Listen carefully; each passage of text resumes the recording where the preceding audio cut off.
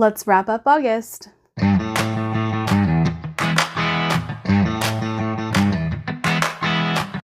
All right, hey guys, welcome back to Portable Magic. Welcome if you are new here. Today we're going to do my August wrap up.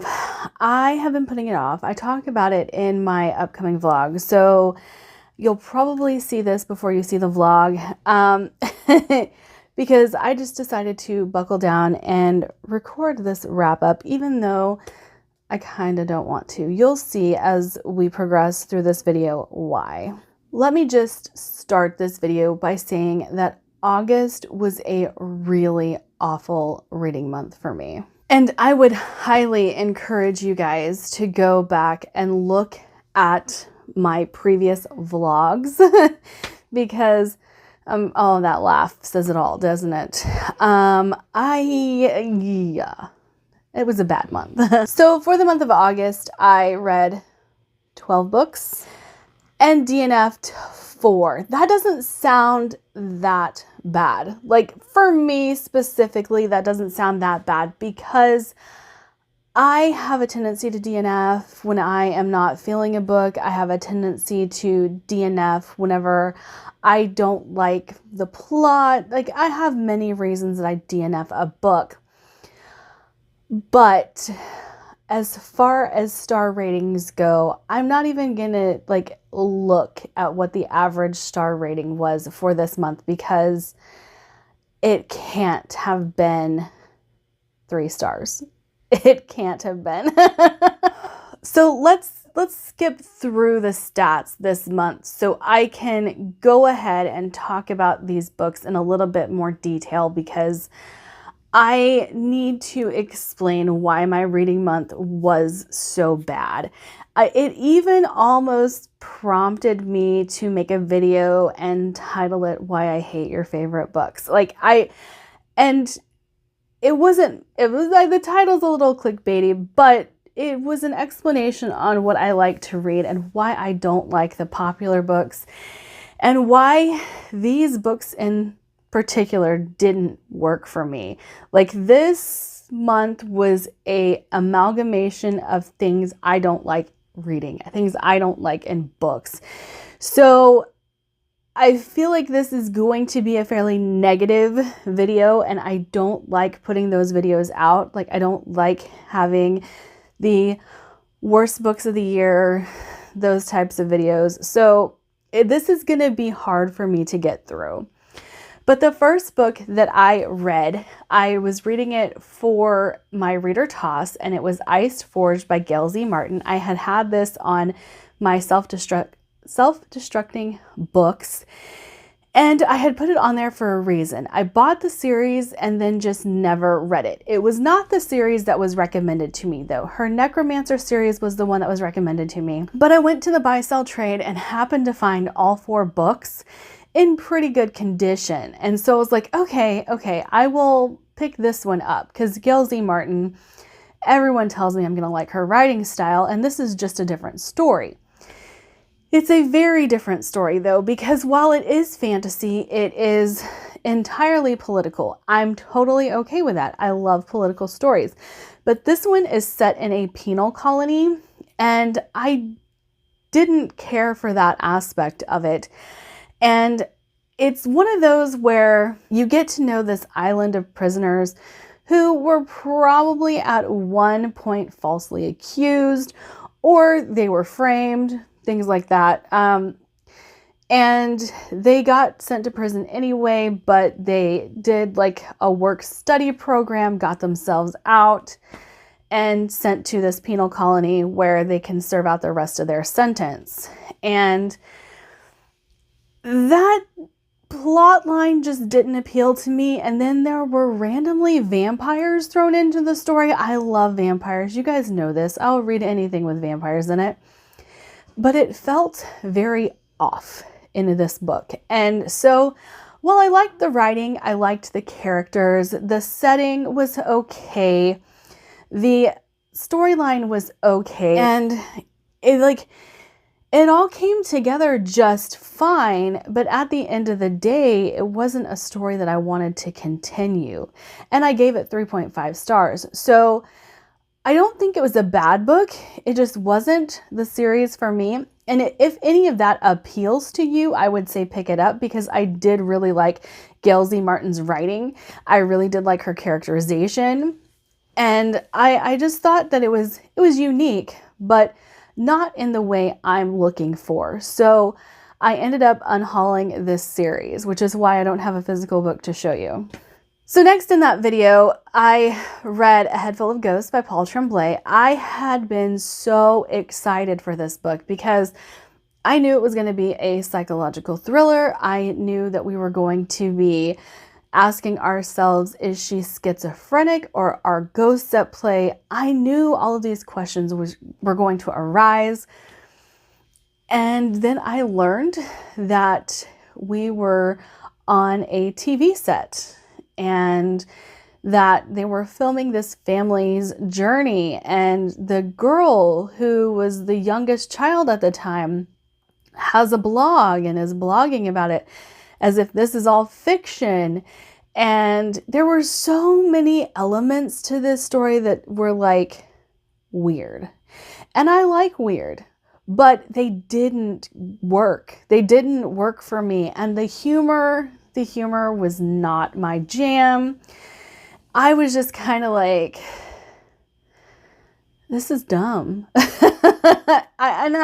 I hate saying that, but that was really what went through my head.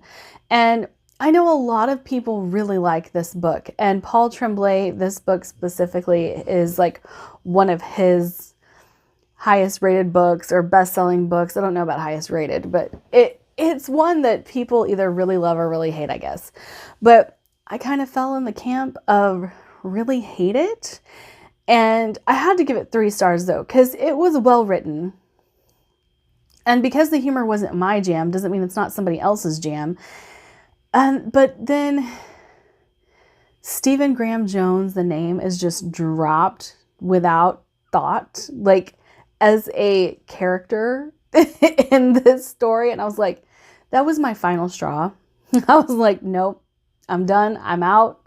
Like, I don't mind pulling characters from other places, but dropping another horror author's name, like just deadpan in the middle, like, no, that's not something that appeals to me. So I ended up giving this 3 stars. It was fine. Not my jam, not my cup of tea. And I found a lot of it dumb. And I'm sorry if there are skips in this. My allergies are driving me crazy, so I keep having to like rub my nose and scratch my eyeballs and all that stuff. Or the opposite, whatever. Next, I read Under Fortunate Stars. It's kind of buried in a stack in my shelves right now, so I'm not going to dig it out. I did keep that one. This one I really enjoyed. This one is about 2 crews who find themselves in the void of space, unable to move their ships, unable to do anything other than communicate with the vessel across the way. And they find out that they are from 2 different timelines, but one crew sees this other crew as heroes of old. And this other crew was like, we're not heroes, we're scavengers, we're salvagers.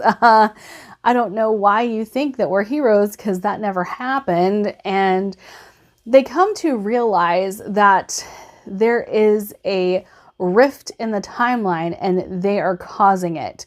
So it's really good how everything comes together. It's really good how we figure out what's going on, how they figure out how they're supposed to be working together.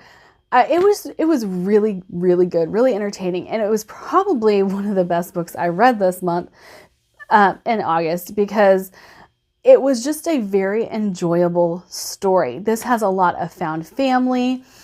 We get to know each crew individually, each crew member individually, and we get to see them kind of take on the world. And I loved it. I did give it 4 stars though, because I did feel like the action fell in a lot of places and it lulled. But given that we are on 2 ships and they don't know what to do about where they are, how they ended up there, or anything like that, I feel like that's a little bit of a given.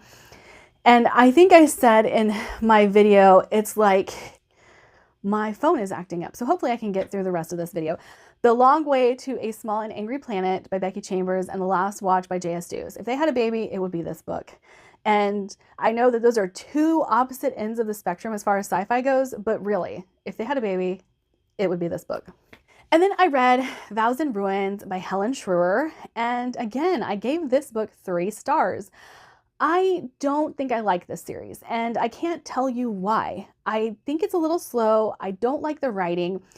I sometimes like the couple. I do like the main male character, Wilder Hawthorne, but he's about the only saving grace I see for this series. And I think it's Helen Schroer's writing that I don't like, because I can't really pinpoint anything else and tell you that. That's it. That's what I don't like. So I DNF'd the series. Again, I hate saying DNF over and over, but I couldn't continue, especially given how this book ends. I was just like, okay, I don't like drama for the sake of drama, and I feel like that's where it went, and so I'm kind of done with that. Okay, next I'm going to talk about 2 books in tandem, because I read Son of the Poison Rose and The Dragon in Winter. Now, I loved these books. I think I gave both of them 4.5s, so they're not quite 5 stars, but they're so dark. They're so vicious. There's so much going on in all of these, and figuring out what the deal was with Kagan. And I keep saying Kagan of the Damned. Where's the of coming from? I don't know. Kagan the Damned is the first book in this series, and I think it's absolutely fantastic. I think that if you like grimdark, you should definitely read this series. Like I said, I read both of these. I don't like binge reading series, but I had the arc of this one and I still hadn't read this one. I do think that the world expands and grows throughout the series. I think there's great character development. Don't hold on hope to people surviving, because they might not. Like, don't fall in love. But yes, very grimdark, but also highly, highly enjoyable and highly readable. They are very fun, and they're pretty fast paced, especially given how chunky they are. This one is deceptive. This is actually a longer book than this one. I don't know what Amazon did with the printing of this one, but it was so good. Highly recommend it. Probably a favorite series of mine. I don't know where it falls in my top 20, but I would have to go back and look. But definitely a new favorite. Then next I read Bright Young Women by Jessica Knoll, and I really enjoyed this one as well. We have the story of a serial killer, not going to name him because it's not named in this book, and the women who were affected by what he did, and how it changed people's lives, and how judges can sometimes take the side of the murderer instead of the victim's side. That's kind of where the title comes from, Bright Young Women. This serial killer was referred to as a bright young man in his trial, and that put a really bad taste in the victims' mouths for what he did and how he did it, and why are they caring about this guy. And so I found this really heart-wrenching. I gave this 4 stars, really enjoyed it. It is about real people though. It's a fictional story about real people though, so if that bothers you, you might not like this, but I thought that Jessica Knoll did a really great job. And then I had an arc of Long Live Evil, and this was just silly, guys. It was a very silly story, and I just could not. After there was a musical number that was written into the book, I could not anymore. I don't do funny, and silly is the worst part of humor for me. I like clever humor, and this did not work for me at all. And I talk about it, I think, in a vlog, so I don't want to go too much into detail here, but it was just not for me. My phone keeps telling me maximum recording time reached, so I am sorry if this video is jumpy. Then I read Funny Story by Emily Henry. Now this one I really enjoyed. I expected to enjoy it. I really like Ali Hazelwood. I really like Bren Weaver. Like, this is just a type of story that, even though the premise is a little like silly, they actually do trauma well, they tell a story well, they do a romance very well, And the plot device used to put them together, I don't really care about. Abby Jimenez, that was the other name I was trying to come up with. I really like all of their books, and this is no exception. Now, this is my first Emily Henry, and I liked it. I really liked it. I think I gave this either 4 or 4.5 stars. It's not quite a 5-star for me, but I really enjoyed it, and I'm happy to have read Emily Henry finally. Okay, so let's get to brass tacks here. My patrons picked books for me to read, and I didn't like any of them. And I have to say, it's not my patrons' fault. These are books that I've had on my TBR shelves for a long time. They picked books that I purchased, so definitely not their fault. But I read Soul Keeper by David Dalglish. I read John Dies at the End by David Wong, and I read The Crystal Cave by Mary Stewart. Now, I did DNF Soul Keeper and The Crystal Cave.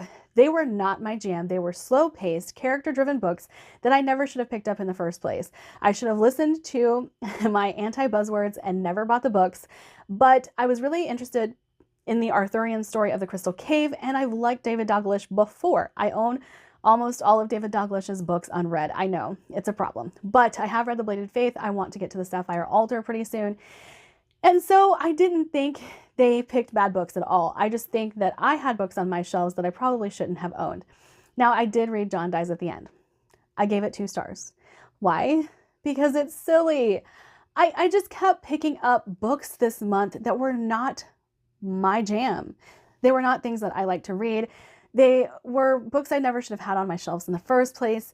And yes, I'm trying to clear out my shelves, and in doing so, I'm stumbling across books that I never should have owned.